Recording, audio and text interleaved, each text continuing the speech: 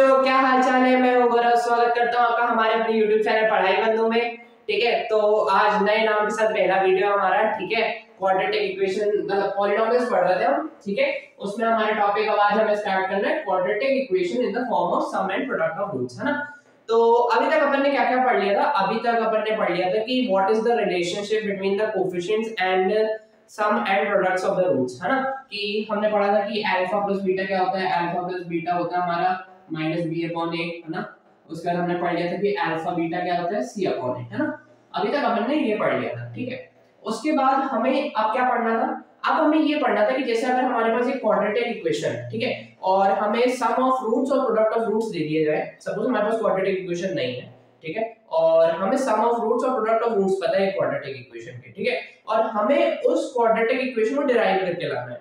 तो वो कैसे आएगी, ठीक है। तो उसका जो तरीका होता है, ठीक है, वो आज मैं आपको सिखाऊंगा। Quadratic equation in the form of sum and product of roots, की क्वाड्रेटिक इक्वेशन को सम और प्रोडक्ट ऑफ रूट्स के फॉर्म में कैसे रिप्रेजेंट करते हैं।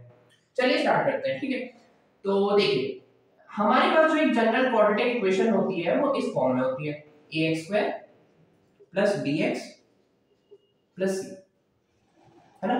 तो अब अगर मैं यहां से सपोज a कॉमन निकाल लेता हूं, ठीक है, इस पूरे में से a कॉमन निकाल रहा हूं, ठीक है, तो यहां पे तो a मल्टीप्लाइड में था तो यहां पे x² आ जाएगा, ठीक है। अब यहां पे a मल्टीप्लाइड में हमें दिख नहीं रहा, तो हम एक काम करते हैं, खुद से मल्टीप्लाई और डिवाइड कर लेते हैं, ठीक है। तो यहां पे क्या कर रहा हूं मैं कि यहां पे मैं खुद से एक बार मल्टीप्लाई कर रहा हूं और एक बार डिवाइड कर रहा हूं। ऐसे ही मैं c के साथ एक बार खुद से मल्टीप्लाई कर रहा हूं और एक बार डिवाइड कर रहा हूं, क्योंकि c में भी a नहीं दिख रहा। अब मैं a को कॉमन निकाल के अगर सब में से ले आऊं तो क्या आएगा, x² + b/a * x + c/a। ठीक है, क्लियर है। होपफुली क्लियर होगा। इससे मैंने कुछ नहीं किया, मैंने एक जनरल इक्वेशन ली, है ना, ax² + bx + c = px के फॉर्म की पॉलिनोमियल की एक जनरल इक्वेशन ली, ठीक है। उसके बाद मैंने क्या किया कि जिस जिस टर्म्स में मेरे को a नहीं दिख रहा था उसमें मैंने multiply and divide by a कर दिया। ओके, अब मैंने जब मल्टीप्लाई और डिवाइड बाय a कर दिया तो मेरे को सब में से a कॉमन निकालना इजी हो गया, है ना। अब आपको अगर याद हो तो मैंने अल्फा प्लस बीटा को -b/a बोला था और अल्फा बीटा को c/a बोला था, है ना। अब मैं एक काम करता हूं, यहां से ये वाले, अब देखो c/a तो मेरे को दिख रहा है, ठीक है। मेरे को क्या करना है, क्वाड्रेटिक इक्वेशन को इस फॉर्म में लाना है कि मेरे पास क्वाड्रेटिक इक्वेशन में अल्फा प्लस बीटा हो और अल्फा बीटा हो, क्योंकि हमें क्वेश्चन में यही दिया जाएगा। हमें क्वेश्चन में दे दिया जाएगा कि अल्फा प्लस बीटा की वैल्यू ये है और अल्फा बीटा की वैल्यू ये है, तो क्वाड्रेटिक इक्वेशन क्या होगी। तो बेसिकली ये जो दो टर्म्स है ना, ये हमारे नोन है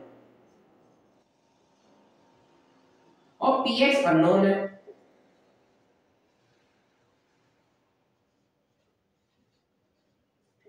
है ना। तो अगर px अननोन है और ये दो नोन है तो हमें px को इस फॉर्मेट में लाना पड़ेगा, तभी हम px निकाल पाएंगे। अब देखो मैं यहां से ना माइनस कॉमन निकाल लूं, कैसे निकलेगा, देखो a कॉमन निकला हुआ था, x² था ही, अब मैं यहां पे माइनस टाइम्स -b/a लिख रहा हूं, तो माइनस इंटू माइनस तो प्लस हो जाता है, ठीक है, और प्लस c/a लिख रहा हूं, ठीक। अब यहां पे देखो a times x² minus b/a को मैं क्या बोल सकता हूं, alpha plus beta into x plus c/a को मैं क्या बोल सकता हूं, अल्फा बीटा। तो ये हमारी फॉर्मेट आ गई जनरल इक्वेशन की in the form of sum and product of roots. कैसे आई, तो क्या होती है हमारी जनरल फॉर्मेट, ये a हमारा कांस्टेंट है, ये हमारा अल्फा प्लस बीटा जो है वो सम ऑफ रूट्स है,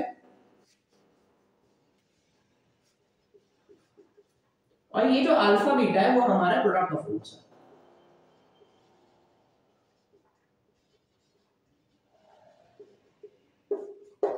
ठीक है, तो क्या समझे आप लोग कि एक जो जनरल पॉलिनोमियल की इक्वेशन होती है वो एक तो इस फॉर्म की होती है कि ax² + bx + c, एक फॉर्मेट का हमारा जनरल इक्वेशन का ये होता है, ठीक है। एक दूसरा फॉर्मेट भी होता है, क्या होता है, constant times x² minus sum of roots into x plus product of roots, ये, ठीक है। और इसको अगर मैं सिंपलीफाइड फॉर्म में लिखूं तो k टाइम्स k लिख सकता हूं मैं, a लिख सकता हूं, कुछ भी लिख सकता हूं, कांस्टेंट को मैं कोई भी नाम दे सकता हूं, ठीक है। तो यहां पे k x² minus alpha plus beta into x plus alpha beta, clear. तो px एक फॉर्मेट ये होता है, ठीक है। अब इसके जो क्वेश्चंस होते हैं वो सीबीएसई बोर्ड में बहुत सारे आते हैं, ठीक है, आपके एग्जांपल्स में भी दिए हुए हैं, एनसीईआरटी की एक्सरसाइज में भी क्वेश्चंस दिए हुए हैं। बेसिकली पॉलिनोमियल से जो क्वेश्चन आएगा अगर बोर्ड एग्जाम में तो ज्यादा मार्क्स का नहीं आने वाला है, ठीक है, ज्यादा 3 मार्क्स और 1 मार्क्स का आएगा। उसमें हमारे या तो ग्राफिकल क्वेश्चन होगा या तो फिर ये वाले क्वेश्चन होंगे सम और प्रोडक्ट ऑफ रूट्स वाले क्वेश्चन जो मैंने आपको पिछली बार कराए थे, या फिर ये क्वेश्चंस होंगे कि सम और प्रोडक्ट ऑफ रूट्स हमें दे दिया जाएगा और हमें पॉलिनोमियल इक्वेशन निकालनी पड़ेगी। क्लियर है? Okay sir. तो अब मैं आपको एक एग्जांपल करके दिखाता हूं, ठीक है, एक एग्जांपल आपको करके दिखाता हूं कि इसके क्वेश्चंस आते कैसे हैं बेसिकली, ठीक है। तो एग्जांपल आपकी एनसीईआरटी बुक का ही है, ठीक है, जल्दी से एनसीईआरटी बुक खोल लो जब तक मैं बोर्ड रब कर लेता हूं।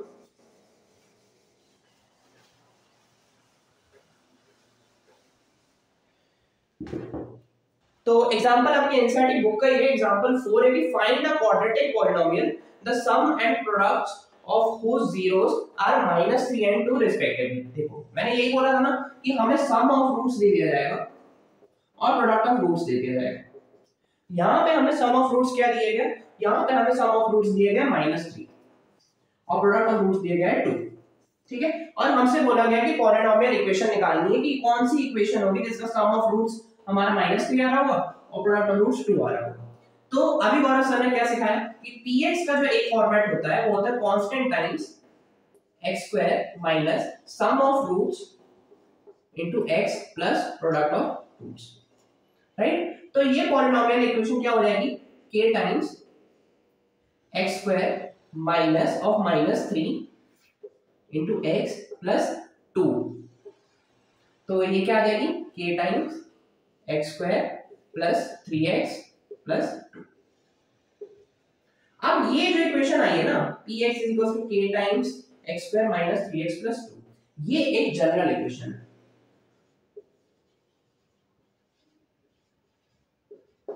ये एक जनरल इक्वेशन है। क्यों जनरल इक्वेशन है? क्योंकि यहाँ पे k की बहुत सारी डिफरेंट वैल्यूज हो सकती है, ठीक है। अच्छा अब मैं एक बात दिखाता हूँ आपको, ठीक है। अब मैं क्या करता हूँ k को ना, ये एक एक्स्ट्रा कांसेप्ट है, क्वेश्चन हमारा खत्म हो चुका है, मैं k को अंदर मल्टीप्लाई कर देता हूँ सारे टर्म्स के साथ, ठीक है। ओके, तो यहाँ पे क्या आ जाएगा kx square plus 3kx plus 2k। अब देखो इसका, अब ये जो इक्वेशन है ना इसका सम और प्रोडक्ट ऑफ रूट्स निकालो। देखो इसका मैं अल्फा प्लस बीटा निकालता हूं तो क्या आता है माइनस बी अपॉन ए, तो -3k अपॉन k क्या आ जाएगा -3। देखो यही आया।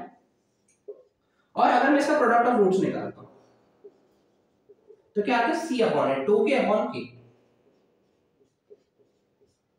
क्या आता है 2। देखो ये है, इसका मतलब क्या है k हर जगह कट जा रहा है, देखो k कट जा रहा है ना, k कट जा रहा है, इसका मतलब k की वैल्यू से कोई भी मतलब नहीं है, मतलब k की वैल्यू हम कुछ भी रख दें तो जो भी इक्वेशन आएगी उसका सम और प्रोडक्ट ऑफ रूट्स यही आएगा, ठीक है।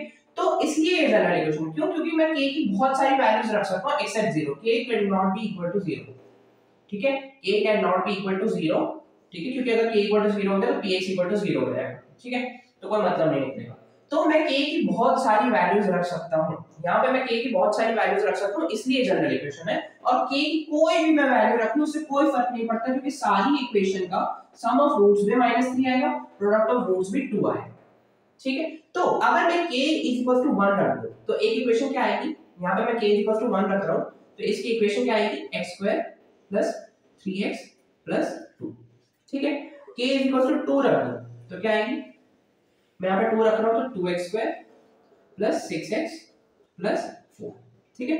अब मैं k 3 रख दूं तो क्या आएगी 3x² + 9x + 6, ठीक है। अब तो मैं इसमें से किसी का भी, सपोज मैं इसका निकालता हूं सम ऑफ रूट्स निकालता हूं, सपोज मैं इसका सम ऑफ रूट्स निकालता हूं, ठीक है, यहां पे निकाल रहा हूं, देखो अल्फा प्लस बीटा में इसका निकालता हूं -b अपॉन ए आएगा तो -9 अपॉन 3 आएगा, देखो जो कि होता है -3, अगेन -3, ठीक है। अब मैं इसका प्रोडक्ट ऑफ रूट्स निकालता हूं, क्या आएगा c upon a 6 upon 3 equal to 2, again क्या आया 2 आया, है ना। तो k की वैल्यू से कोई भी फर्क नहीं पड़ता, ठीक है। तो जो इक्वेशन में k अवेलेबल है ना, अभी यहाँ पे k है, ये एक जनरल इक्वेशन है, लेकिन मैंने k की कोई वैल्यू रख दी, ठीक है, तो ये हमारा पर्टिकुलर इक्वेशन है, पर्टिकुलर सॉल्यूशन है, पर्टिकुलर इक्वेशन है,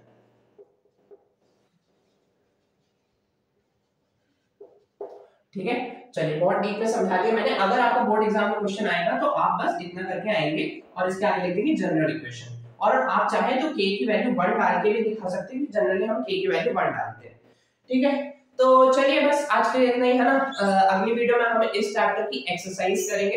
एक्सरसाइज सेकंड एक्सरसाइज है बेसिकली, है ना, उसमें भी हमारे ऐसे ही टाइप के क्वेश्चंस हैं, तो वो क्वेश्चंस हम करके दिखाएंगे। ठीक है, और बस आज के लिए इतना ही, है ना। अगली वीडियो के साथ बने रहने के लिए सब्सक्राइब कर दीजिए, है ना। हाँ अच्छा, एक अनाउंसमेंट करनी थी आपके साथ। अब हमारे चैनल पढ़ाई बंधु का एक ऑफिशियली डाउट इंजन हम लोगों ने रिलीज कर दिया है। ठीक है, व्हाट्सएप कम्युनिटी है, ठीक है, उसका नाम है डाउट बंधु। उसमें बेसिकली आपके सारे टीचर्स, उत्कर्ष सर, मैं और सागर सर, आपके डाउट सॉल्व करने के लिए ऑलवेज अवेलेबल है। ठीक है, आइए व्हाट्सएप कम्युनिटी का लिंक डिस्क्रिप्शन बॉक्स में है, उसको ज्वाइन कीजिए, अपने डाउट्स अपलोड कीजिए, है ना, और लाइव डाउट सॉल्विंग का फायदा उठाइए, है ना। और जैसे सपोज अगर आपको कोई डाउट हो, कुछ ज्यादा ही प्रॉब्लम हो रही है, तो हम आपसे 1 to 1 गूगल मीट पे कनेक्ट करके आपके डाउट को लाइव सॉल्व करेंगे। ठीक है, तो चलिए बस आज के लिए इतना ही। वीडियो को लाइक कर देना, चैनल को सब्सक्राइब कर देना, व्हाट्सएप कम्युनिटी को ज्वाइन कर लेना। ठीक है, नोट्स डिस्क्रिप्शन में मिल रहे होंगे। ठीक है, फेसबुक और इंस्टाग्राम के पेजेस पे भी जाके फॉलो कर देना, है ना, ताकि रेगुलर अपडेट्स आपको मिलते रहे। ठीक है, तो चलिए बस आज के लिए इतना ही। Till then see you, take care, bye bye.